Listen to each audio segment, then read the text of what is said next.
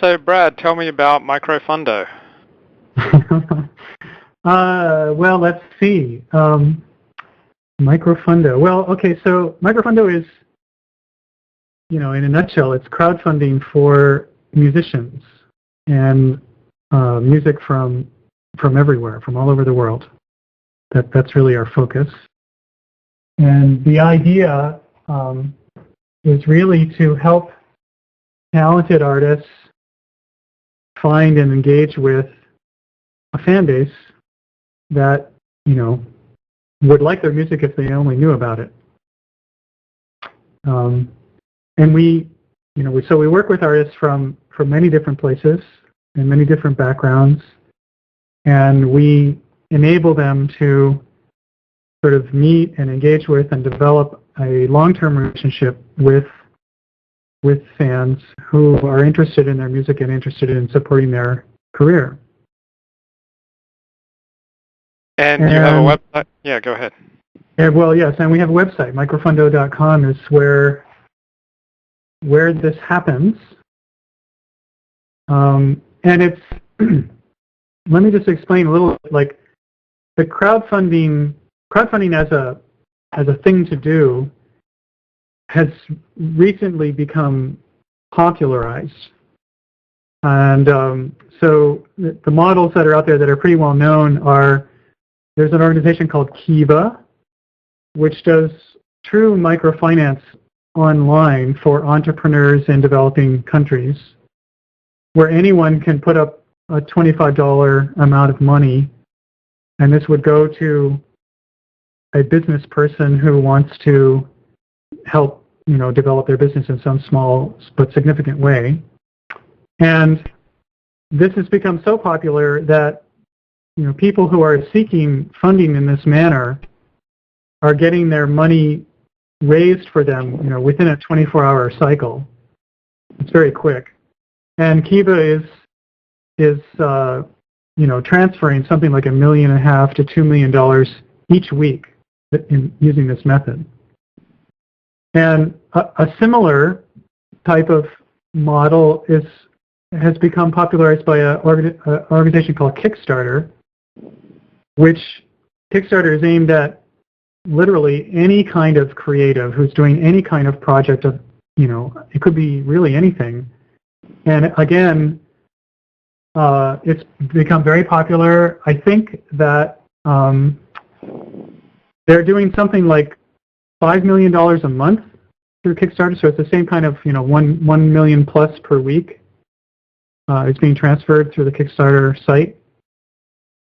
And so this is something that, it's a model that's really been kind of proven in the last just a couple of years. However, Microfundo is not the same and or identical to either of these models. So there's some really important distinctions.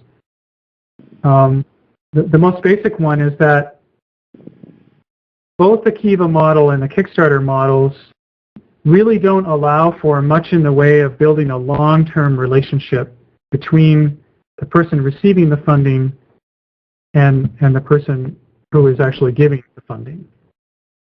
In both cases, the model is very project-oriented, and it's a single project, and you put up your money and then you're kind of done.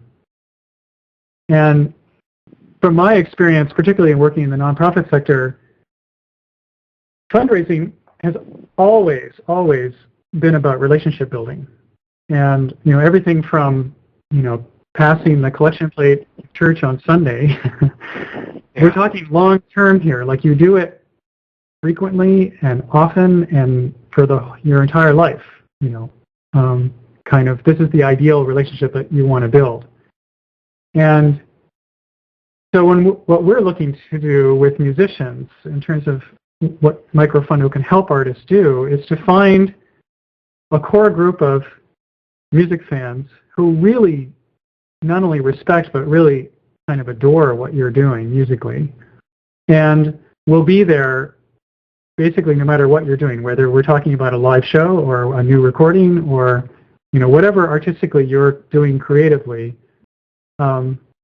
They're they're going to be repeatedly, coming back to you. And the big sort of examples of how this can work, from the past are, say, a music group like the Grateful Dead, which, was very, very successful in creating a very loyal and very large following of, members of their audience who were all called Deadheads.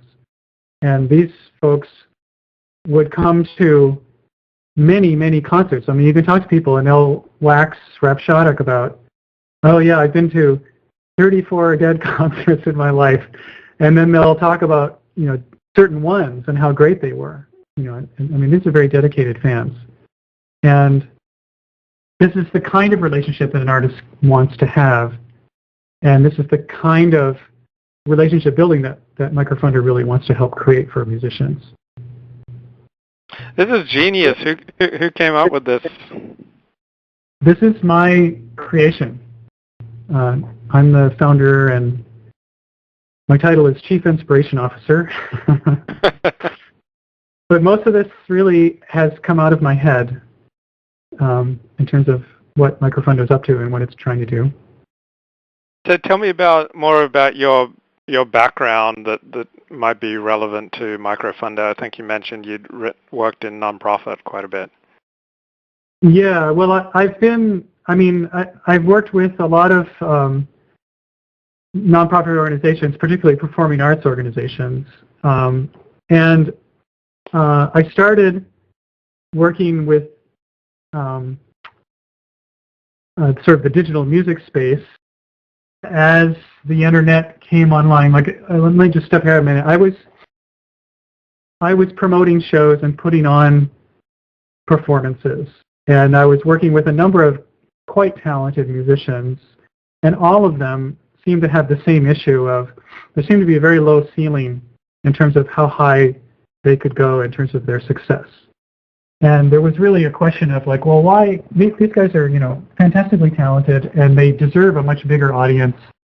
And how could you possibly, do something that would help them connect with their audience in a larger way? And, back in the 90s when the internet started arriving in a mainstream, usage way, and digital file sharing started happening with Napster and some of the more notorious ways of doing file sharing, I began to see okay, well, there's probably an answer of some kind here. And my first foray into kind of solving this problem via the internet and going online was through a music service called Calabash Music, which was an earlier enterprise that I created. And Calabash was kind of like iTunes, but it was for international musicians. And so it was a music service where you could find music that you really wouldn't be able to find any other way. And what I did there was I worked with a lot of public and nonprofit media by partnering with them. So, for example, the radio show Afropop Worldwide, which is syndicated through Public Radio International. You could listen to Afropop and you can hear music from some part of the African diaspora and then be left, well, that was great, but how do I get it? Or how do I ever go see that artist? There was kind of a disconnect.